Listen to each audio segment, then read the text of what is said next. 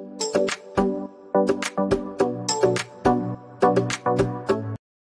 guys, welcome to my channel. If you're stopping by for the first time, thank you so much for stopping by. My name is Trial, and today I'm gonna be giving you guys a story time, something that happened in my life. So I'm going to be giving you guys hot spicy just to get whatever you're gonna get, and sit down while I give you guys this.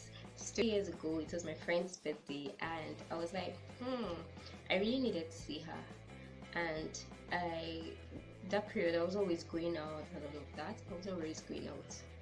So I was like, okay, let me just go to her house and maybe sleep over. Besides, I've never had a sleepover, so I was like, okay, let me just go to her house and sleep over.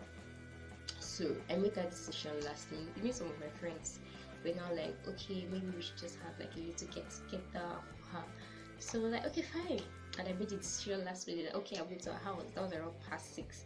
So past 7 to 8, I was already prepared, packed all my things, and came out to start going. So as I came out, I saw a keke, and I entered, and the keke had 2 guys in it. And normally when I see vehicles that have 2 people, 2 guys, I'm always like, but this one I didn't have a choice. It was late, so I was like, okay, well let me just enter. So I just entered. After entering the keke now, as I was about entering, there were 2 guys at the back. One of them that was at the back moved to the front, so I entered to the back. And halfway through our journey, the one at the front came to the back, now making me the 3rd person at the back. Wow, I was in the middle, and 2 of them were by my side. I was so scared. My heart started racing. I was like, God, this is so scary. What's going to happen? I'm not comfortable with this keke anymore. I feel like coming down. So as I was just scared, I was like, I need to calm down, I need to calm down. It's not like they were saying anything. I was just not comfortable at all. My heart was beating. Like, you need to calm down, you need to calm down. All of a sudden, the road we were supposed to pass, they didn't pass that road.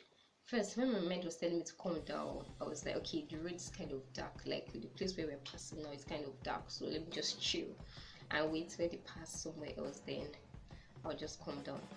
Now, instead of them to pass the road they were supposed to pass, they were now diverting to a place where there's a supermarket. But that supermarket, if you go down that road is scary as hell. Like, when I mean it's scary, things that happen there in the night, anything can happen to you, anything that happen to you on your own. So that place is always very scary at night. So they started passing that place.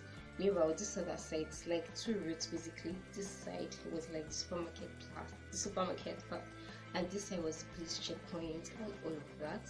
So the police checkpoint was just there, and they didn't follow that police checkpoint side.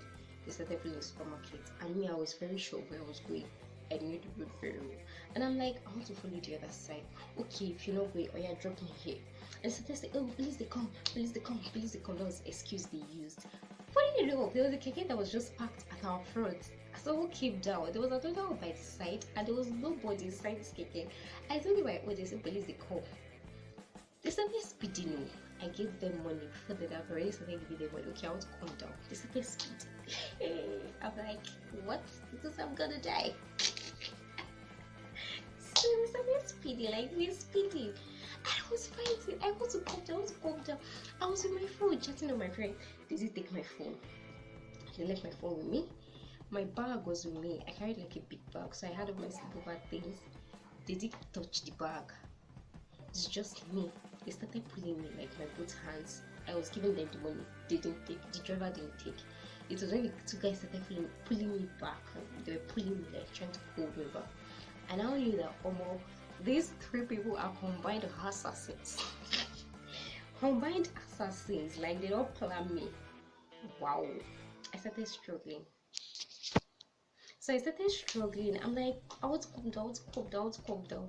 That's how I struggled. If you check in a keke, there's this hanging thing where they put their curtains. So that curtain was there, and I held it. Oh, so sorry if you hear any noise in the background. There's a baby crying in the background. Be waiting for this baby. I don't want to stop crying. So I held it, and I was screaming, I was fighting, I was struggling to calm down, but these guys refused. They kept holding me back, like the 2 of them were pulling me. I was like, ah. So that was what happened, and I finally struggled and crossed one of their legs. That's why I started fighting harder. I fought till I finally fell off. I fell on the tarred road, and immediately I fell.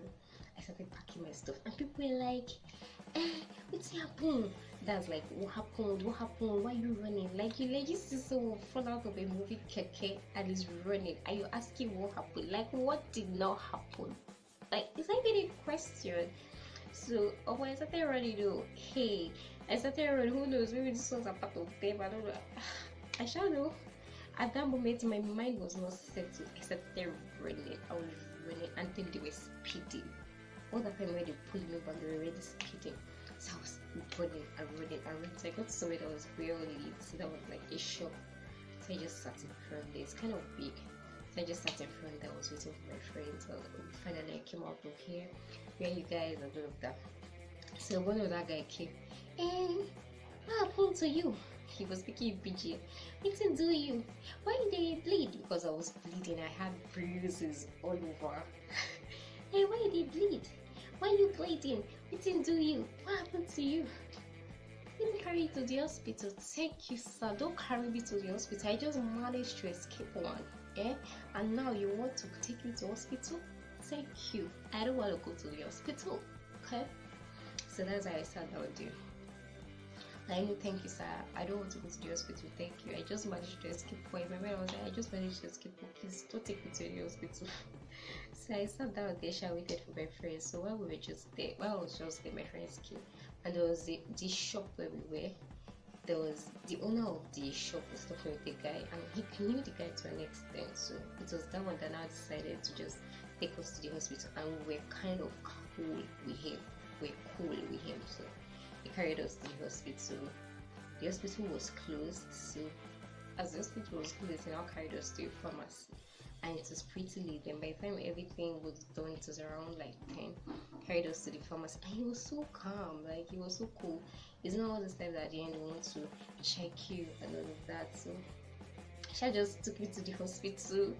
After taking me to the hospital, it was closed. He carried me to a pharmacy where he cleaned me up.